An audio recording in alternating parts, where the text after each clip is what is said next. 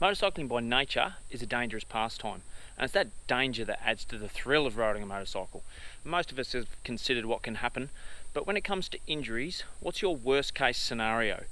Have a think about that, and in a moment we'll discuss the piece of protective equipment that no one seems to wear.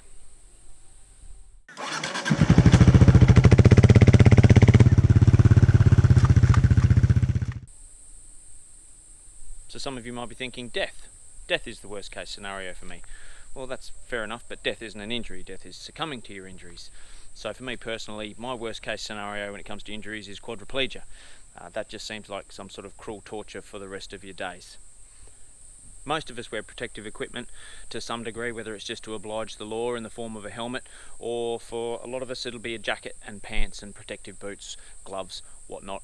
But when it comes to protecting yourself against something like quadriplegia, what is there? Well, there is protective equipment out there to protect you from that sort of thing. Neck braces. Neck braces have come a long way since their first inception back in the 16th century, and they were particularly good at preventing people from motorcycle related injuries, but that's largely due to the fact that motorcycles hadn't been invented yet.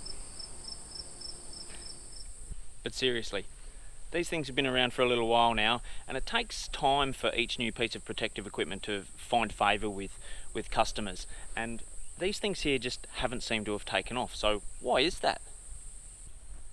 One of the reasons is the common belief that they'll be uncomfortable and will restrict the mobility of your head while you're on your motorbike trying to look around and do the things that you need to do. The other, if you read some of the forums, is that people believe that they're more of a hazard than a prevention. So that's interesting when you start looking at stats, which we'll get into in a little while. I was one of those people who thought that the neck brace was going to be a really cumbersome and uncomfortable piece of equipment to wear, especially on long journeys, which is what I mostly do.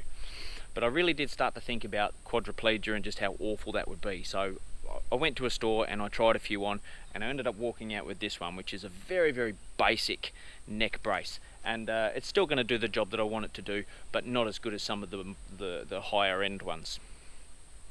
So I bought this and I proceeded to leave it on my bedroom shelf every time I went for a ride, until I went for a 2-week ride, and I thought I really need to be wearing this thing, because if something happens I'm going to be spewing that it's sitting at home on the bedroom shelf. So I wore it, and 5 minutes into that journey I'd completely forgotten that I had it on. It was really comfortable and it restricted my mobility by maybe 5%. So it is now a staple of my riding, and I don't notice that it's there. So I started thinking, if these neck braces are comfortable and don't inhibit too much mobility of your head, why aren't they popular? So I began looking into the stats and the testing of the products, and what I came across was unbelievable. The testing that goes into these things is just ridiculous, considering that there are thousands of ways to fall off a motorcycle and hurt yourself. Trying to create real-world testing is very, very difficult. The difference between falling off a motorcycle, a ski-doo or a mountain bike versus having an accident in a car is that having an accident in a car, you're restrained by the seatbelt. On a motorbike or anything similar to that, you're not restrained, so your body, being the largest part of the weight, is a huge lever that can put massive amounts of force on your neck. So the braces that need to be made for people that ride motocross or adventure riding or ski-doos or mountain bikes need to be made differently. So the testing that these guys do is next level. It really is. They go to every extreme to try and make these products as successful as possible. So regardless of the in-house testing that these companies do to create the neck braces, they don't necessarily have real-world statistics. So the Great Lakes EMS Academy in Michigan, United States, did those studies over a period of 9 years from 2009 to 2018, and here's what they found. The study found that critical cervical spine injury is 89% more likely without a neck brace. Death is 69% more likely due to cervical spine injury without a neck brace. And a non-critical cervical spine injury is 75% more likely without a neck brace. The study also found that a clavicle or collarbone fracture is 45% more likely if the rider is not wearing a neck brace, and that cervical spine injuries sustained without a neck brace are much more severe and require greater care than someone that has been wearing one. Overall, it came to the conclusion that a cervical spine injury of any kind, either critical or non-critical, is 82% more likely if the rider is not wearing a neck brace. 82%. That is massive. I don't know of any other piece of protective equipment that could provide a better stat than 82% greater reduction of injury.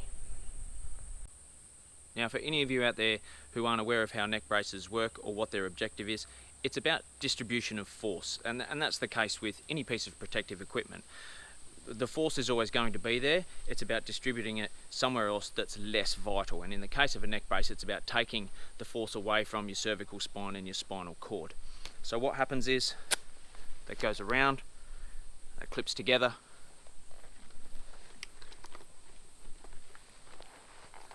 helmet goes on, and from there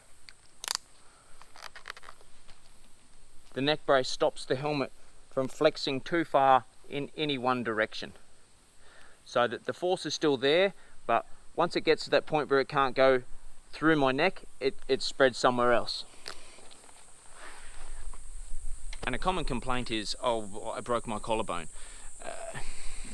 Which would you prefer? Would you prefer the broken collarbone, or would you prefer a spinal injury that may well end your life? It's a no-brainer.